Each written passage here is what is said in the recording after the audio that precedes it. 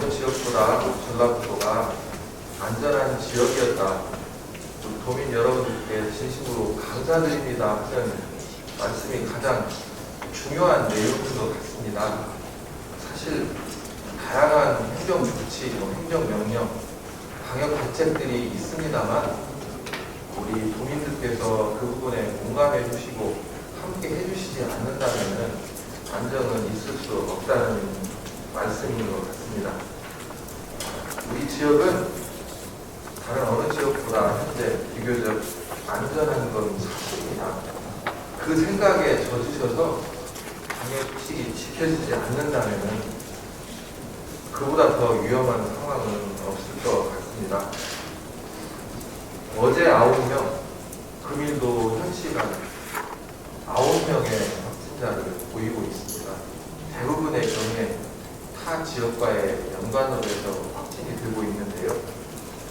최근에 가장 지켜지지 않는 방역수칙이 마스크 착용입니다. 여전히 전국적으로 실내 마스크 착용은 의무화입니다.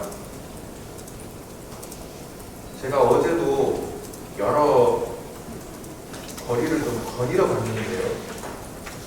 실내에서 커피를 마시면서 이야기를 나누시는 모습, 음식을 드시면서 술잔을 기울이면서 앞에 계신 분들하고 참 다정한 모습이었습니다.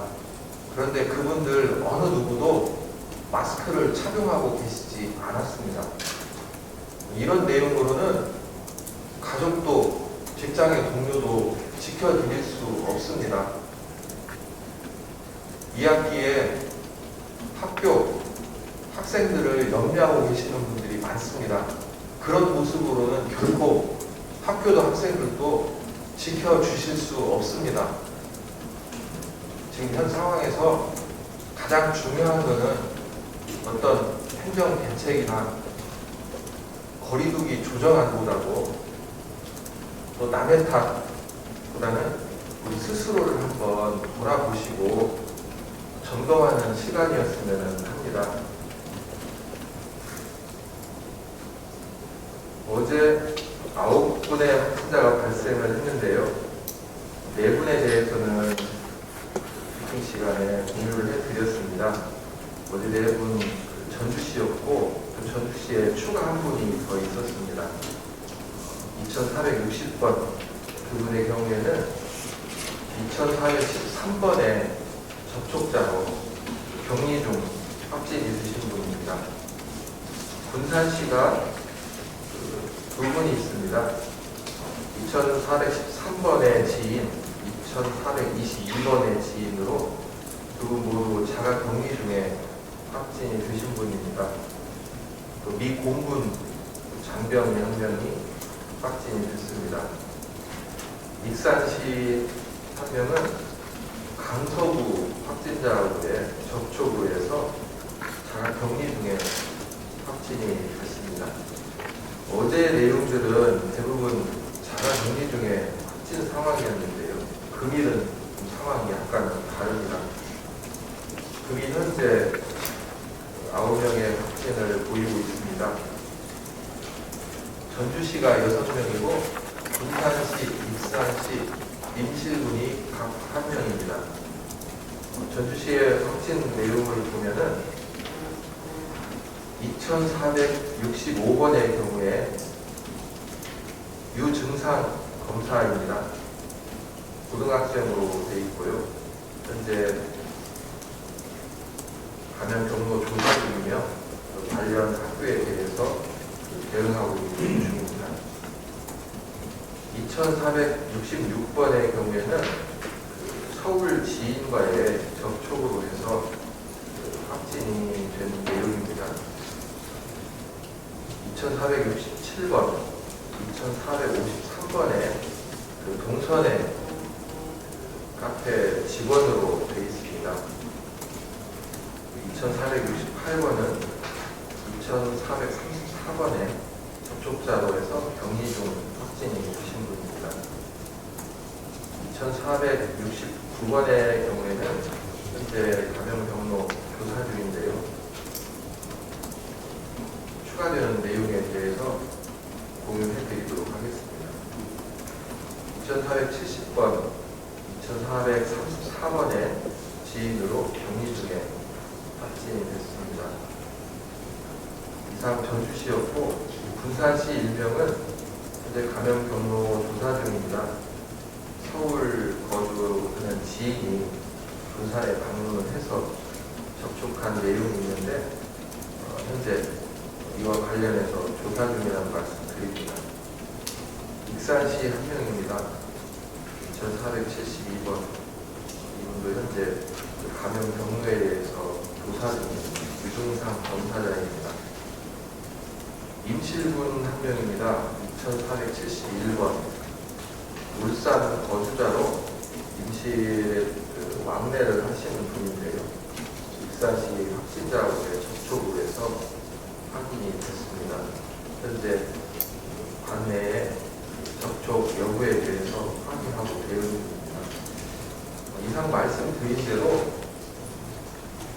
대부분 타 지역과의 연관 그리고 또 확진자 동선이 포함되는 부분들인데요.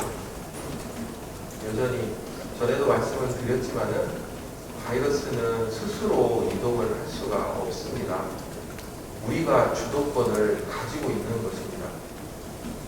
이동과 만남을 절제해 주시고 방역수칙을 지켜주신다면 상황을 이겨낼 수 있다는 말씀을 드립니다. 질문에 답변 드리도록 하겠습니다. 전주 확진자의 경우 지금 전국 신도시 한 공공기관과 관련 데이터도 이야기가 좀 나왔는데요. 공공기관 실명 공개 여부를 떠나서 상황에 대해서 좀 설명해 주시죠. 예. 말씀해 주신 그 공공기관에 대해서는 저희가 여부를 따져서 공개할지에 대해서 여부를 따져서 안내를 해드리도록 하겠습니다. 그곳에서의 확진자 발생으로 해서 접촉자 범위라든지 대응 내용에 대해서 상당히 고민스러운 부분들이 있었는데요. 그분들의 역할이 있기 때문에 격리자는 최소화로 하되 모든 분들에 대해서 능동감시 형태로 그리고 직장과 가정만을 왕래하는 형태로 해서 철저히 관리를 하는 내용으로 대응을 하고 있습니다. 그리고 그 과정 중에 기본적인 주기검사는 2회를 실시를 할 거고요. 매일같이 증상 유무에 대한 모니터링을 실시를 해서 무리가 있는 상황에서는 주기검사와 별도로 검사를 진행을 할 것입니다. 그분들도 이 상황의 유중함을 알고 있고 또 역할이 막중한 상황이기 때문에 관리에 대해서 소홀함 없이 대응을 하겠습니다. 공공기관에 실질적으로 종사하는 직원이 있는 것인지 아니면 그 공공기관에 들어와 있는 편의시설의 종사자인 것인지 총 몇 명인 것인지 금연 경로가 어떻게 되는 것인지 좀 설명해 주시죠. 네, 그 부분에 대해서 별도로 준비해가지고 자료로 드리도록 하겠습니다. 그럼 그 확진자가 몇 번인 거예요?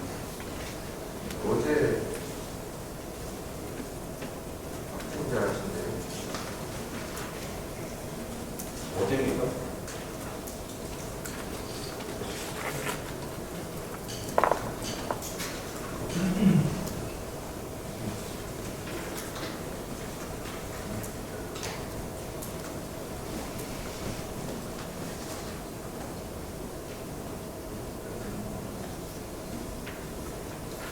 이사 2458번입니다.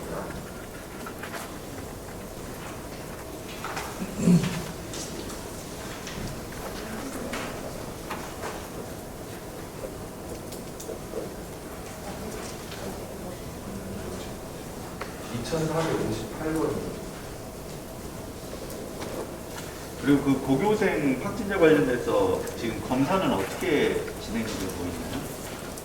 전교생 몇 명이고 뭐 이런 거 있잖아요. 예, 학생이 다니고 있는 학교에 대해서는 200명 정도, 관련 한 200명 정도 오늘 검사를 진행을 하고요. 또 이와 연관되어 있는 다른 학교가 또 있습니다. 그 학교에 대해서도 한 20명 정도 전수 검사를 진행을 할 텐데요. 그 검사 그리고 또 역학 조사에 의해서 위험도 평가해서 격리자에 대해서 구분을 해서 자료로 드리도록 하겠습니다. 200명 정도면 그 학교 그 학년만 검사하는 거예요? 아닙니다. 전체를 다. 전체 학생수가 200명이에요? 네, 이건 소규모의 약간 특성화된 학교이기 때문에 규모가 크지는 않습니다.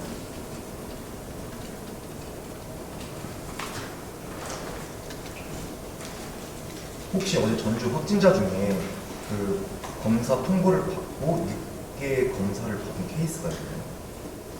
어제 확진자 네, 전주 확진자 중에요. 그 해당 확진자는 통보를 받고 또 바로 검사를 안 받고 친구들을 만나거나 어제 술집을 간다거나 그랬다고 얘기 돌고 있었나요? 현재 어제 확진자에 대해서 별도로 그런 내용의 보고를 받은 적은 없는데요. 지금 현재 7월 11일 날 2434번과 동선이 겹치는 분에 대해서 지난번에도 말씀을 드린 것처럼 문자 안내로 통보를 해드립니다. 사실은 위험도 평가라든지 접촉자의 분류는 가장 중요한 내용이 객관적 자료입니다. 그리고 나머지 보완적으로 당사자의 진술에 의하는 경우인데요. 상당 부분 객관적 자료를 얻는 데는 시간이 필요하기 때문에 일단 위험도가 있다고 판단이 내려지면은 그분들에 대해서 문자로 공지를 드리는데요. 그 문자에 대해서는 사실은 구속력은 그렇게 크지가 않습니다. 그래서 지난번에 그런 문자를 받으신 분의 경우라면은 적극적으로 본인을 위해서든 주변에 있는 분들을 위해서든 협조를 해주십사 한번 말씀을 드린 바가 있는데요. 이거는 그분이 잘못됐다 하는 그런 내용보다는 거듭 다양한 내용으로 사례들이 늘어나고 있기 때문에 지역민들께 저희들이 문자로 안내를 드리는 경우가 많습니다. 그때 반드시 가능한 빨리 검사를 받아주셔야 되고 또 그 검사 결과가 나오기 전에는 일상에서 철저하게 업무 배제가 이루어져야 된다는 그런 당부 말씀으로 드리겠습니다. 의원님은 없으시면 마무리하겠습니다. 감사합니다. 국장님